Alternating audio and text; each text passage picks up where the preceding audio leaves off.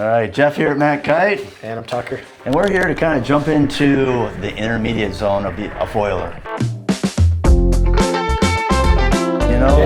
Intermediate. When you're an intermediate, to some they think, I'm a pro now. I can handle any conditions. I've made it. Yeah. I'm no longer a beginner. I'm, progressing in such a way that, I feel really good about my riding. But it's a big zone. It's a big zone. It's a zone where you can get yourself hurt because you get a lot of confidence, which is a good thing. You've gone past the learning experience of foiling, and now you're in that intermediate zone. Depends on who you talk to and who you rub shoulders with. You may brag a little bit, or you may even get a little, what we'd say, overzealous about your skill set. But anyways, there's a lot of us out there. I've been there. I would consider myself still within the intermediate, maybe upper end, depending on what day it is, what the foil is, or what I'm riding, or how I feel. Yeah. But we want to kind of dive into a little discussion here about we're going to do our best to kind of hone this down to maybe 3 things that are holding back intermediate riders from progressing to more of the advanced intermediate or advanced level. I'm going to start really broadly on this one, if you don't mind, Mr. Jeff. I'll kick us off. Yeah. I think time on the water is our number one thing. I don't know if I could come up with anything that's more important than time on the water. Gear, ability, conditions, you name it, they're all important. But just getting on the water, spending time riding, whether it's good conditions, bad conditions, cold, warm, wrong gear, right gear, whatever. I think the number one thing I could say about foil sports is the more you foil, the better you get. The better you get, the more fun you have, and the more broad you can apply your skills into the conditions for the day. Well, definitely agree with that. And you typically, if you're in the intermediate stage, you've had some good time on the water and gotten some good. And not only that, when we think of being an intermediate, I consider, and we're talking about any kind of foiling here. We're not focusing on winging, parawing, just any kind of foiling when you're an intermediate. I think you can go out and do it, and you're not overly stressed. You're riding on the foil, and you're having a good time, and you're not making crazy falls, and it's something that you feel like, you can plug in, like going to ride a bike, or you can go for a jog, or you can go to the gym. It's like, it's part of what I do. I can get up and I ride, and I'm having fun, and I'm not as stressed about the learning anymore. And now it's about progression.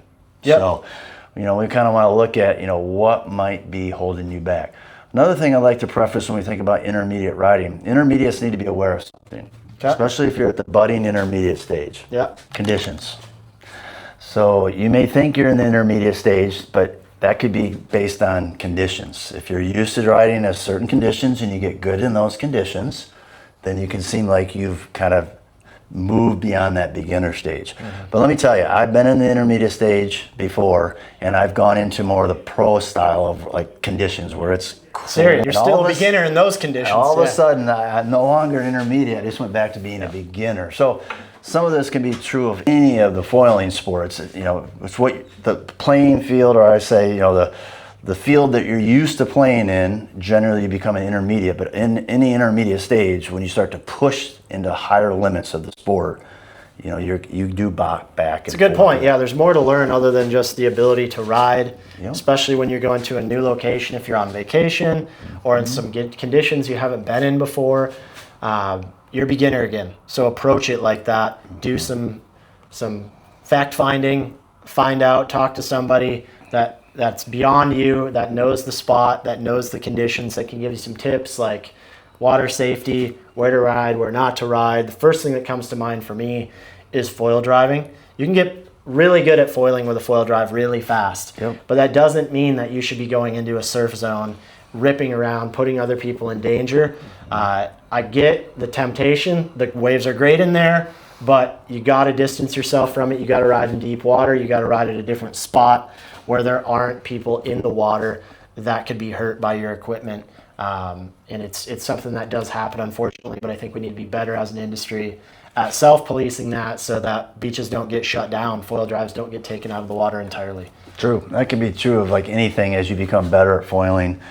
It can become very me-focused, self-focused, what I'm doing right now, but we definitely want to be aware of our surroundings of people and where we're at and, and enjoying the waters all together. So things that hold back intermediates. I'm gonna just dive into this. We haven't rehearsed what we're Yeah, this one's from the hip, man. Yeah. I think with intermediates, first question you need to ask yourself when you're intermediate foil is your equipment. And the first piece of equipment is the foil. Your foil, your lower plane. Yeah. I think oftentimes we get pretty good on what we're used to, and then we're wondering why we're not getting any better. Let me back that down, turn that right to what I hear a lot of times from our customers, and I'm gonna jump into winging here.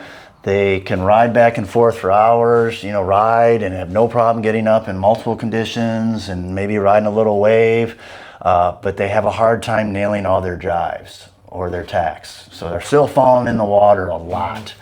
And I think oftentimes, we'll get the phone call, I don't understand it. I can foil, but I'm having a hard time making a turn and staying on foil. Mm-hmm. I can rip one direction and the other direction real well, my front foot forward, no matter what, goofy foot or regular, but when it comes to turning around so I'm not in the water so much, what's wrong with it? So I think really taking a look at your foil is one thing that could be holding you back as a intermediate to progressing to the next level. Yeah, I think it's a result of people's approach to the beginner side of gear choices, where a lot of times people are going too big because they just want it to be easy, or they just want to get on foil. Yep. Just give me. I'm 150 pounds. Give me a 2400 size foil, because I just want to get on foil.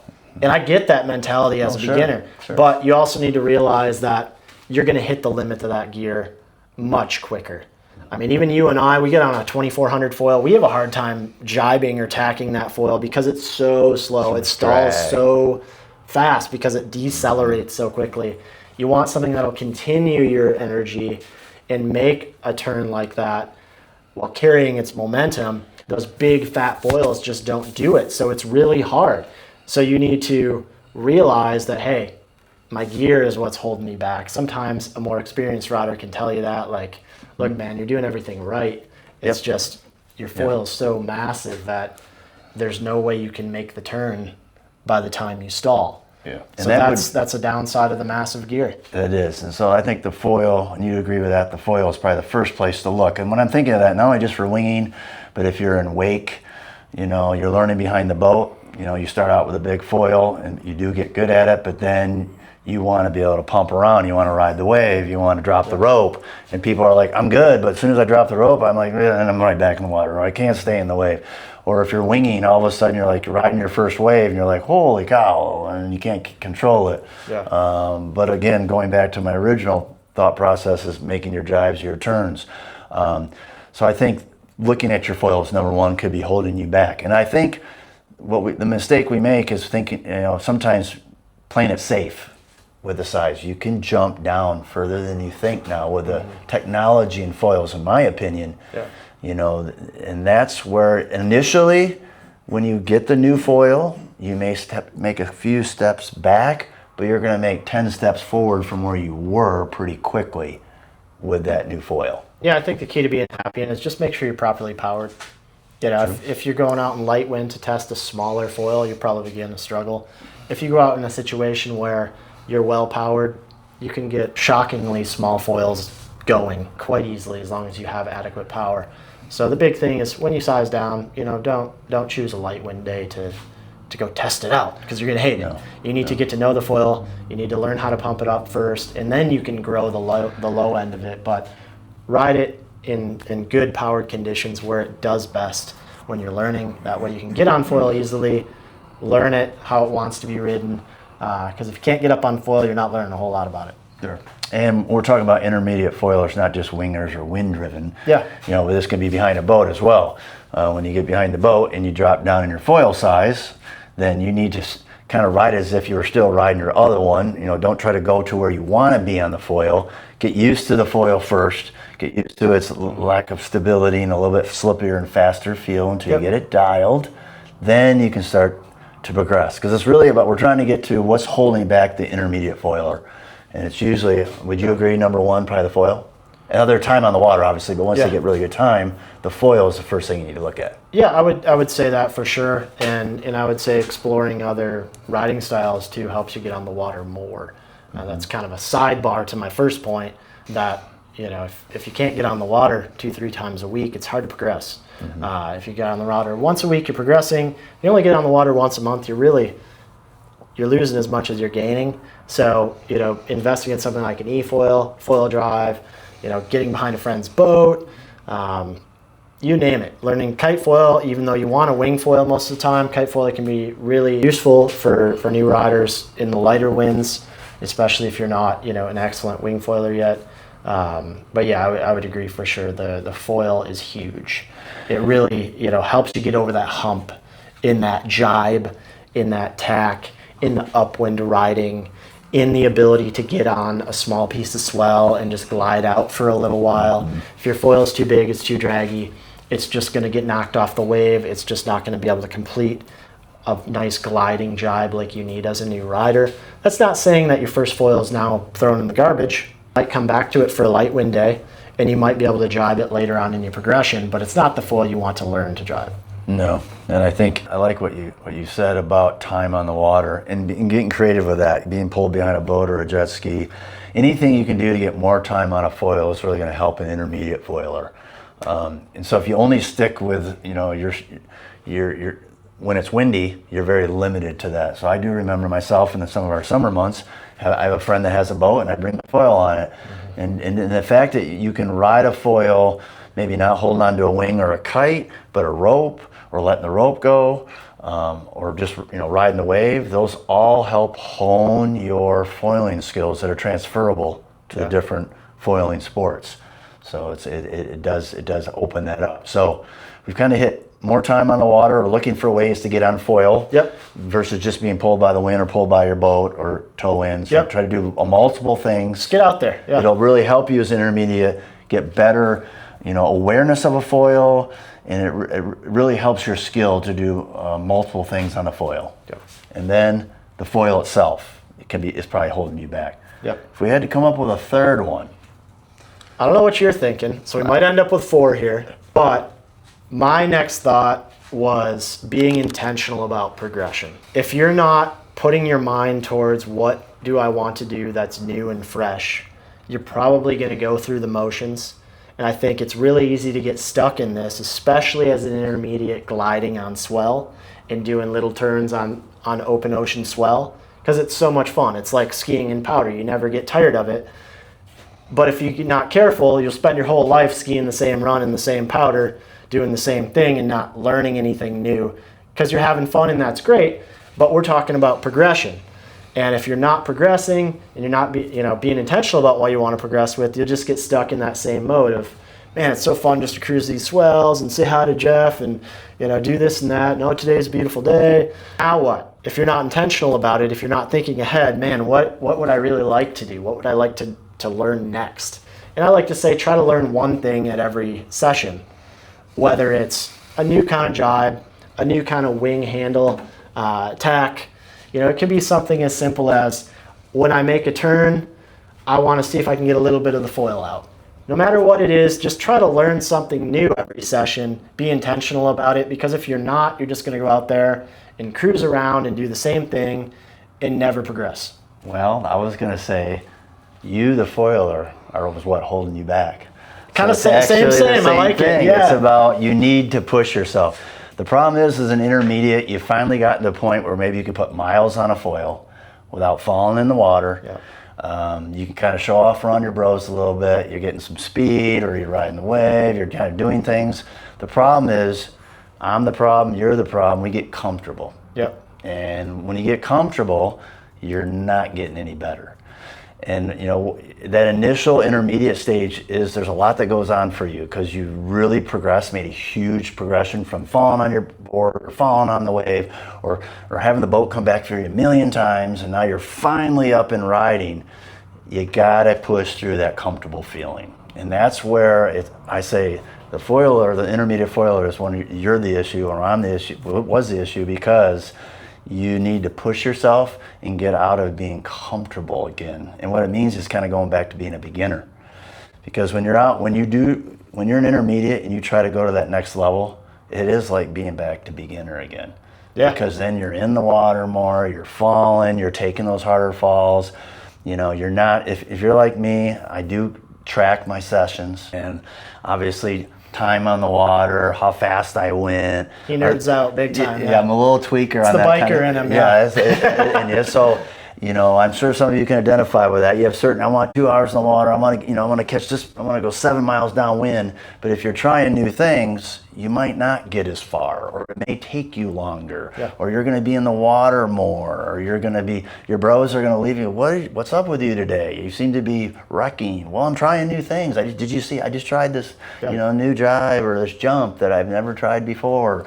Or instead of just riding the wave, I'm trying to actually surf the wave. And when I did that, I breached and fell, and I'm in the water more. So I think that's ironic. I think it's the person. You got to be able to push yourself. And it's easier said than done. Yeah, jumping off what you're saying, little litmus test you can do for yourself. Look back at your session. Were you falling quite a bit? If you're falling quite a bit, you're probably learning something. You're fixing mistakes, or you just had the wrong choice or a bad day or whatever. But if you're falling, you're probably progressing in some way. If you're not falling, you're probably not pushing yourself hard enough. You're not really learning anything new. You're just going through the motions, and that gets kind of stale after a while. It can be a lot more fun if you're learning something new, exploring new territory, and that could be trying a new sport. You know, a lot of wingers are progressing to parawinging and stuff now. Something new, exciting. You know, maybe physically you've hit your limit or your conditions are holding you back. Try a new facet of foiling and explore that, because it's going to be all new again. And it's surprising how much of that transfers over in terms of skill set and teaches you things about different riding styles. I'll refer back to just the other week, we had Adam Bennetts here, who's arguably, the best surf foiler in the world. Pro level. Amazing guy. And we were out behind the boat because there wasn't any waves that day. He's like, oh yeah, I've been behind a boat like one other time. Yeah, this is my second time out on the boat. And he's doing stuff that I've never seen people do wake foiling. I mean, he's a pro level at that too. So it's really cool to see the transfer of skill sets across the sports. And I look at like parawinging too, right? Like when you learn to parawing, you're a beginner at first, but once you got the basics down, now you're pretty darn good because you have the foiling skills, you have the wave reading ability, and now you've forced yourself into more of that downwind mentality where you can't just put the wing back out. And I've seen your riding get that much better winging as well in riding waves because you've built that skill set for sure. In the parawing. For sure. And I think the pro analogy is good because that's what I first learned when I was kiting years ago. A local rider who's now a pro, he told me, I said, man, I'm getting better. He says, yeah, you are getting better, but you're dry. That means you're not progressing. That's right. You're not falling. You're not progressing. Falling. That was Ricky Boggy's sledgehammer. That's he told me, if you're not wet, that means you're not progressing. So I think that's, as we wrap this up, the intermediate, what is holding you back? Well, it could be you. You got to push yourself, right? Yep. Be willing to push yourself. Be willing to go back to that beginner stage. Eat some humble pie, and the rewards are going to be there. I think the second thing that we touched on is get on the water. And if that means you can't rely on the wind, try to go behind a boat, do other things to help with your foiling. All those things are going to help you become better within your narrow area of riding that you like to do. Because we all gravitate towards what we're good at and want to progress at, but stepping out of that into different foiling. And then the third one we hit on is your gear, the foil, obviously. We're talking about foiling, so it is all about the foil. So I think that wraps up pretty good. I think the three things that we can use from our experience. Yeah, I'll throw a warning on top of that. It doesn't mean go try a backflip. No. Know your limits. Take the baby steps. Progress through in the proper way. Really tangible, easy things that anybody can do is try to push your light wind threshold. You learn a lot. You get a lot more water time trying to ride lighter and lighter and lighter winds. Any day on the water is a good day. Even if you don't get on foil, you learn something. So that's something I've definitely enjoyed over the years. And just trying something as basic as I'm going to see how far I can glide on a wave. Count in my head. How many seconds can I go, or how many hundreds of yards do I think that was without cheating? Yeah. How far can I pump? All those things are really tangible skill building things that anybody can do at any stage. So check those out and progress from there. Right on. So I think we covered it quite well. Yeah.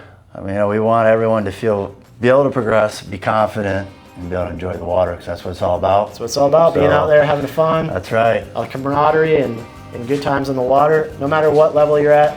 So go get it. That's right. Push yourself, get the right gear, enjoy the stroke. Been Jeff here. Tucker. See you next time.